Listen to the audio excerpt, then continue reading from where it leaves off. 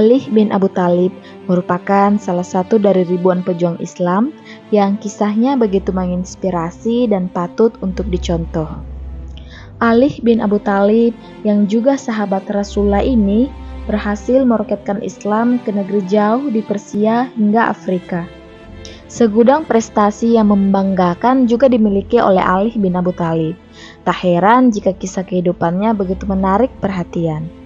Nah, kali ini catatan toko akan merangkum kehidupan Ali bin Abu Thalib dari lahir hingga kematiannya.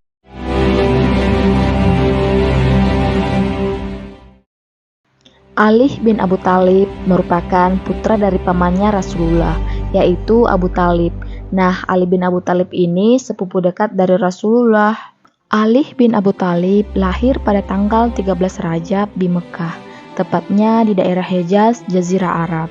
Menurut para sejarawan dan beberapa kalangan ulama, Ali bin Abu Thalib lahir 10 tahun sebelum Rasulullah memulai kenabiannya, yaitu pada sekitar tahun 599 atau 600 Masehi. Pada awalnya, Ali bin Abu Thalib bernama asli Haidar bin Abi Thalib.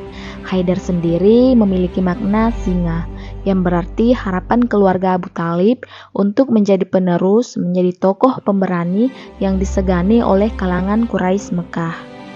Rasulullah rupanya tak terlalu menyukai nama Ali tersebut, lalu beliau memanggilnya dengan nama baru, yakni Ali, yang memiliki makna yang tertinggi derajatnya di sisi Allah.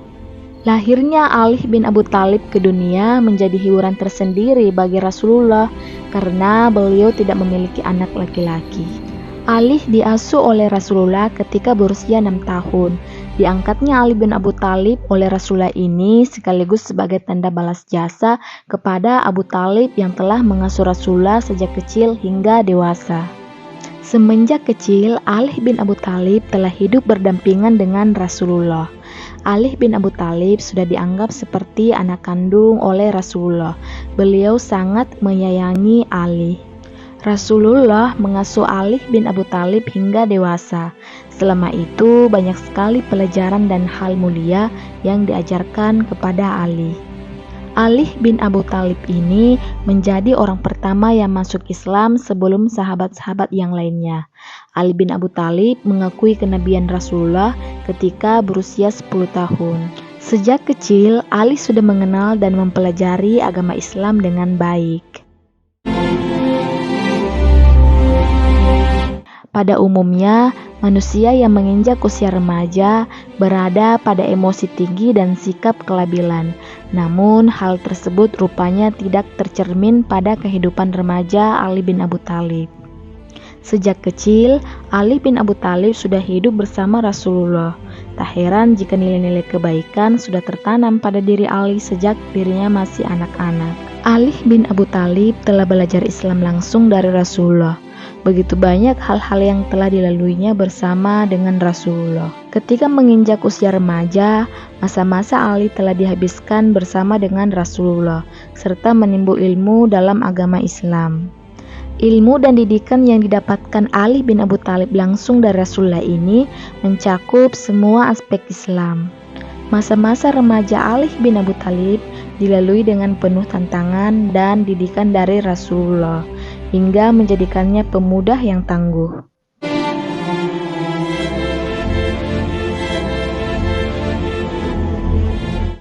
Ali bin Abu Thalib jatuh cinta pertama kalinya saat melihat Fatimah dengan cekatan membasuh serta mengobati luka ayahnya ketika Rasulullah terluka parah setelah peperangan. Melalui momen itu, Ali bin Abu Thalib lalu bertekad untuk membulatkan niat guna melamar Fatimah, putri dari baginda Rasulullah. Beliau tidak serta-merta langsung mengajukan lamaran tersebut, melainkan sebelumnya beliau telah berusaha keras serta tekun mengumpulkan uang untuk membelikan mahar agar bisa digunakan mempersunting putri Rasulullah. Belum genap jumlah uang Ali bin Abu Thalib, nasib malam menghampirinya.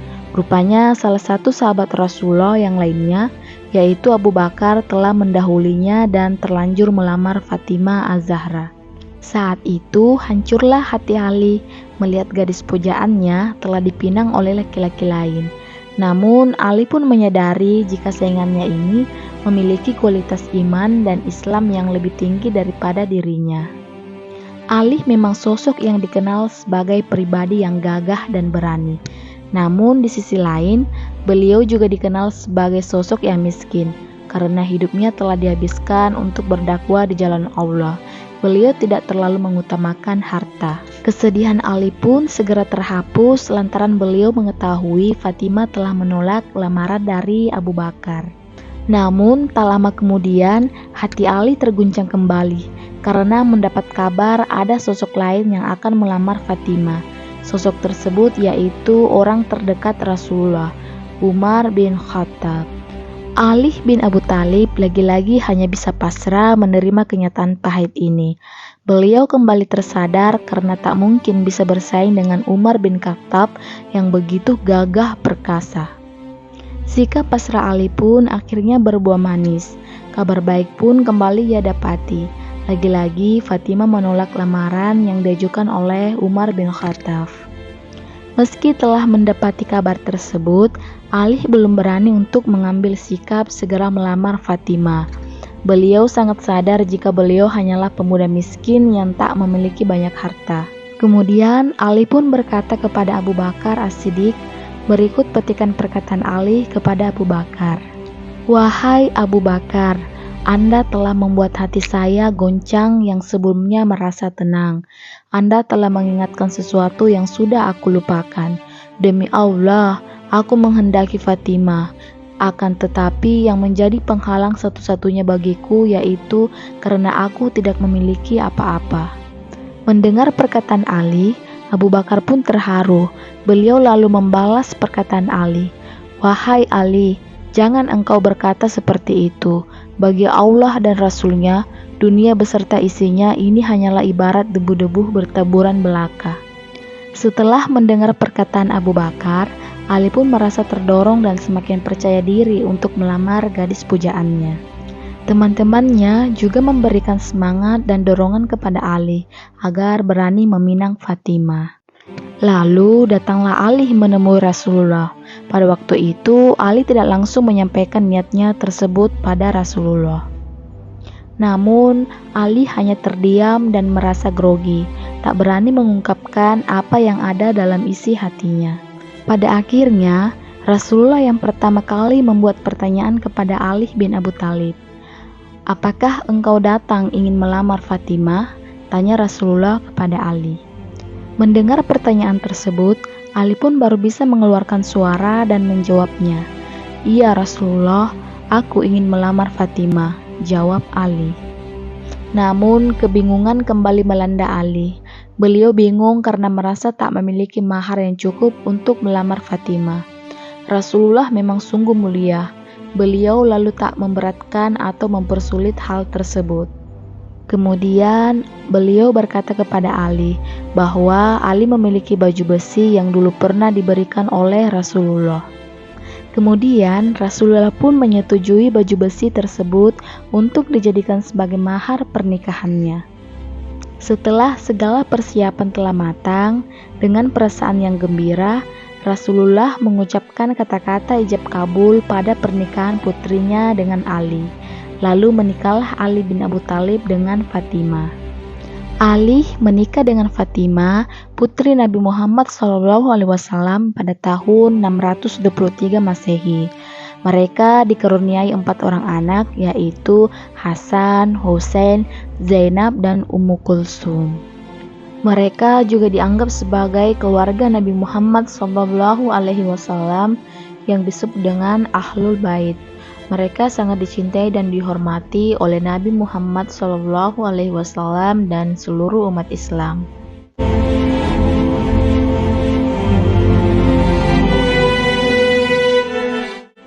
Sejak kecil, Ali diasuh oleh Rasulullah.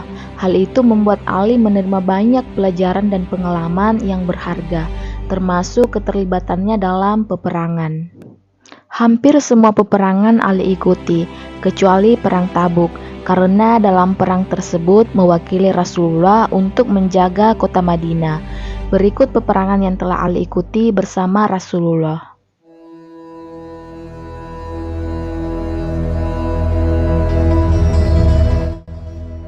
Perang Badar terjadi pada tahun kedua setelah hijrah Rasulullah dari Mekah ke Madinah. Pada saat itu, jumlah umat Islam sekitar 313 orang yang berhadapan dengan pasukan Quraisy yang berjumlah sekitar 1.000 orang. Di kesempatan ini, Ali yang masih muda benar-benar menjadi pahlawan di samping Hamzah bin Abdul Muthalib, paman dari Rasulullah. Pada perang ini, Ali berhasil memusnahkan banyak pasukan Quraisy Mekah. Para ulama pun sepakat jika Ali telah menjadi bintang lapangan dalam peperangan ini pada usia yang masih sangat muda, yaitu sekitar 25 tahun.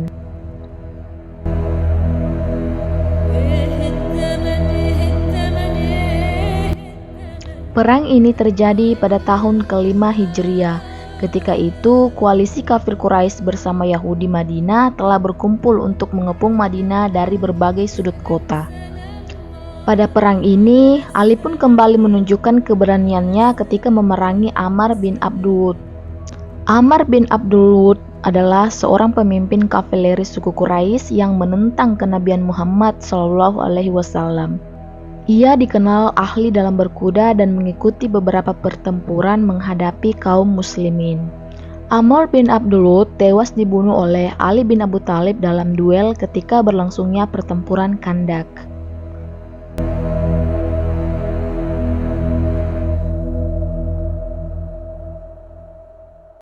Perang ini terjadi pada tahun ke-8 Hijriah.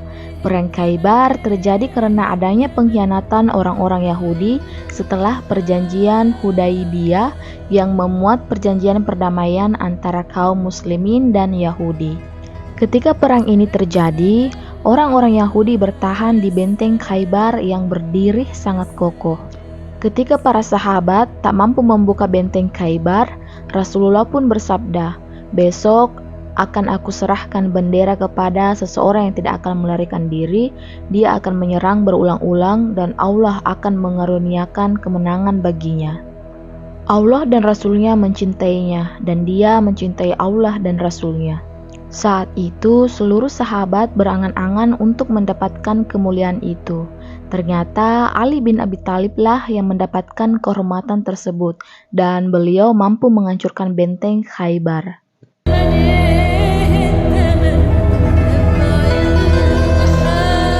Setelah Nabi Muhammad SAW wafat, Ali tidak langsung menjadi khalifah karena ada perbedaan pendapat di kalangan sahabat tentang siapa yang berhak menggantikan Nabi Muhammad SAW. Ali mengalah dan mengakui kepemimpinan Abu Bakar, Umar, dan Utsman yang menjadi khalifah sebelumnya. Ali tetap menjadi penasihat dan hakim bagi para khalifah dan banyak memberikan sumbangsi bagi perkembangan Islam. Ali baru menjadi khalifah pada tahun 656 Masehi, setelah Utsman bin Affan dibunuh oleh sekelompok pemberontak. Ali terpilih secara aklamasi oleh umat Islam dan berjanji untuk menegakkan keadilan dan kebenaran. Namun, masa pemerintahannya tidak berjalan mulus karena banyak terjadi fitnah dan perpecahan di kalangan umat Islam. Ali harus menghadapi beberapa perang saudara seperti Perang Jamal, Perang Siffin, dan Perang Nahrawan. Dalam peperangan ini, Ali harus bertempur melawan beberapa sahabat Nabi yang tidak sepaham dengan beliau, seperti Aisyah, Muawiyah, dan Khawarij. Ali juga harus menghadapi banyak fitnah dan fitnah, baik dari dalam maupun dari luar. Banyak orang yang iri dan dengki terhadap Ali, dan mencoba untuk menjatuhkan beliau dengan berbagai cara. Ali juga harus menghadapi banyak tantangan dari musuh-musuh Islam seperti Kekaisaran Romawi dan Kekaisaran Persia. Tapi Ali tidak pernah takut dan tidak pernah menyerah karena dia selalu bersandar kepada Allah Subhanahu wa taala dan mengikuti sunnah Nabi Muhammad SAW. Ali wafat pada tahun 661 Masehi akibat luka tikaman yang dibuat oleh seorang Khawarij bernama Abdurrahman bin Muljam. Ali ditikam saat sedang sholat subuh di Masjid Kufa, Irak. Ali memaafkan pembunuhnya dan berpesan kepada anak-anaknya untuk tidak melakukan balas dendam. Ali dimakamkan di Najaf, Irak yang sekarang menjadi tempat ziarah bagi jutaan umat muslim. Kalau kalian menyukai video ini, jangan lupa untuk like, komen, dan subscribe. Nantikan video berikutnya. Terima kasih.